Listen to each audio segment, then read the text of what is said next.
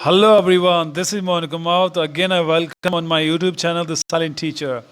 Guys, आज हम बात करेंगे part 2 social studies social science जो क्लास 10 CBSE के कुछ MCQ क्वेश्चंस के बारे में। पिछले वीडियो में हमने बात किया कुछ MCQ क्वेश्चन जो 1 to 25 तक हमने पढ़ा। गाइज आज हम बात करेंगे 26 से। But I want to tell you one thing guys, ध्यान दीजिएगा, मैं एक चीज़ आपको बताना चाहता हूँ कि आपके एग्जाम में 20 मार्क्स के क्वेश्चन आते हैं। So just you will have to focus guys. Let's see. तो गाइज 26 नंबर का जो क्वेश्चन है that is the treaty of recognize Greece as an independent nation. तो इसका आंसर देखते हैं। Let's see the answer. Already answer is given, तो ध्यान देना। आंसर गाइज इसका बी है, कॉन्स्टेंटिनोपल 1832। चलो अब देखते हैं just question number 27. Who said when France snitches the rest of Europe catches cold? Guys ये किसने कहा था कि जब फ्रांस को छींक आती है तो बाकी यूरोप को ठंड लग जाती है। तो ये जो फेवरेट जो फेमस जो कोट था, जो सेंटेंस था, स्टेटमेंट था, वो था ड्यूक मैटरनिच का। चलो देखते हैं question number 28. What happened to Poland at the end of the 18th century? Which of the following answers is correct? इनमें चारों में से गाइज आपको करेक्ट बताना, सही बताना है कि क्या हुआ था पोलैंड के जब 18वीं शताब्दी के लास्ट में। तो डायरेक्ट हम बात करते हैं आंसर के बारे में। Let's see the answer is D. तो Poland was a partition at the end of the 18th century by 3 great powers. ध्यान देना, पोलैंड था 3 जो बड़ी शक्तियाँ थी उनमें बट गया था, रशिया, पर्सिया एंड ऑस्ट्रिया। चलो अब देखते हैं question number 29. Let's talk about the next. तो क्वेश्चन नंबर 29 है, who played the leading role in the unification of Germany. तो गाइज ध्यान देना, who played the leading role in unification of Germany, यानी लीडिंग रोल है वो Germany का जब एकीकरण हुआ तो किसने प्ले किया था, निभाया था। Just we talk about direct the answer. तो गाइज आंसर है इसका Otto von Bismarck. Otto von Bismarck जो पर्सियन चीफ मिनिस्टर था। गाइज ध्यान देना, ये कैरेक्टर आपको याद भी करना है, इसके ऊपर थोड़ा सा नोट भी हो सकता है, शॉर्ट नोट भी आपको प्रिपेयर करना है। चलो नाउ बात करते हैं guys question number 30. Question number 30 है, just 3 wars over 7 years with Austria, Denmark, Germany and France ended in. तो आपको बताना किसकी विक्ट्री से हुआ ended. Let's talk about the answer. Answer देखते हैं। तो आंसर है गाइज इसका पर्सियन विक्ट्री। चलो अब बात करते हैं question number 31. Who was proclaimed the emperor of Germany in 1871। यानी किसने जर्मनी का 1871 में जर्मनी का शासक किसको प्रोक्लेम घोषित कर दिया गया। चलो गाइज ऑप्शन आप देख लीजिएगा, I am telling you the answer. तो गाइज का आंसर है कैसो विलियम फर्स्ट ऑफ पर्सिया। चलो now see the question number 32. Who became the king of United Italy इन 1861। यानी 1861 में इटली का राजा कौन बना। तो गाइज बात करते हैं डायरेक्ट हम क्वेश्चन की। Let's talk about the question. Question number B इसका सही ऑप्शन है विक्टर एमानुअल सेकेंड। गाइज ध्यान देना, इटली का जो 1861 में राजा कौन बना, वो बना था Emmanuel second, Victor Emmanuel second. चलो अब बात करते हैं question number 33. What helped in the information of nation state in Britain. तो डायरेक्ट बात करते हैं आंसर की। Let's see the answer, the parliament through a bloodless revolution seized power from the monarchy which gradually led to the emergence of nation state. ठीक है guys. चलो now distance let's talk about the next question. Question number 34 है, who was responsible for the unification of Germany. यानी unification of Germany का responsible कौन था।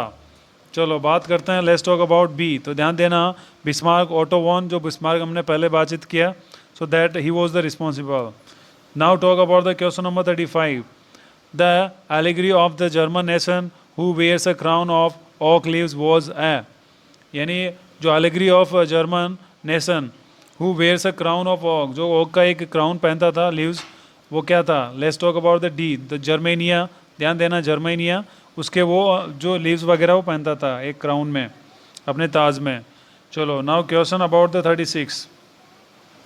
A large part of Balkan region was under the control of। यानी Balkan का बहुत ज़्यादा क्षेत्र वो किसके कंट्रोल में था। चलो सीधा आंसर। आंसर है इसका ओटोमन एम्पायर। ध्यान रहना, ओटोमन एम्पायर के कब्जे में था, उसके अंडर में था। Okay, now talk about the 37. This Austrian chancellor, ध्यान देना गाइस, इसमें ब्लैंक्स आ गया है.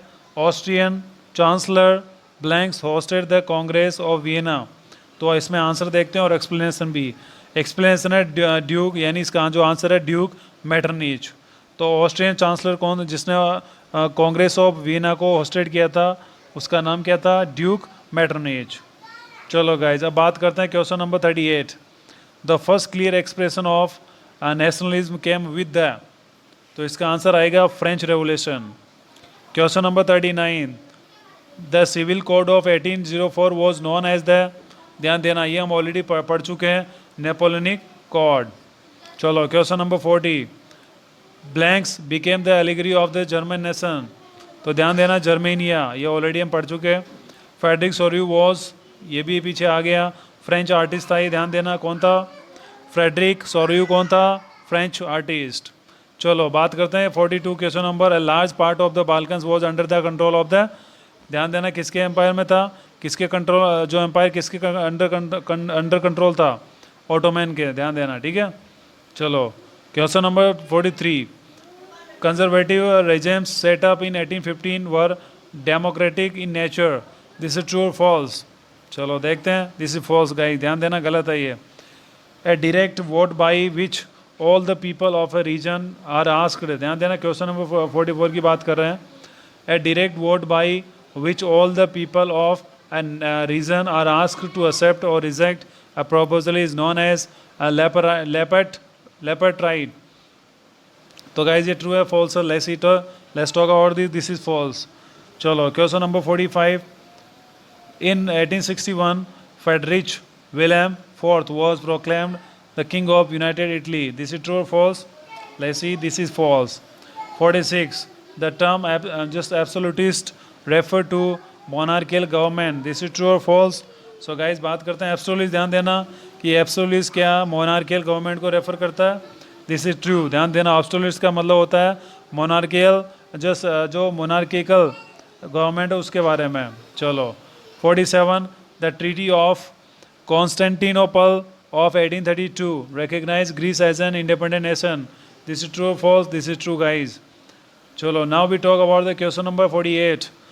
Giuseppe Mazzini formed a secret society called Young Italy for the dissemination of his goals. ध्यान देना, ये ट्रू है. दिस इज ट्रू, क्योंकि ये उसी ने उसको फॉर्म किया था. ध्यान देना, सीक्रेट सोसाइटी को, जिसे यंग इटली बोला गया. चलो question number 49. To which country did the artist Frederic Sorrieu belong. यानी वो कहाँ से बिलोंग करता था? तो ये आर्टिस्ट था and he belong to the France. चलो guys question number 50. What is refer to as absolutism. यानी एब्सोल्यूटिज्म से मतलब क्या है? तो ध्यान देना, यह है unrestricted and despotic and just authoritarian monarchical system of rule of government is referred to as absolutism. चलो तो गाइस अब बात करते हैं डिफाइन नेशन. 51 नंबर क्वेश्चन है, डिफाइन नेशन. तो यानी नेशन आप किस चीज़ को डिफाइन करेंगे? A body of people who are united by same past, culture, political system and common interest can be define as a nation. ठीक है. चलो क्वेश्चन नंबर बात करते हैं 52. What was the concept of a nation state? The concept of a nation state was one in which people and rulers of land came together to develop a sense of common identity and shared history. तो ठीक है guys, ये concept of a nation होता है, तो ये आपको ध्यान देना है. चलो तो बाकी हो गया. तो गाइज ये अपने 52 क्वेश्चन है that we were talking about the 52 questions.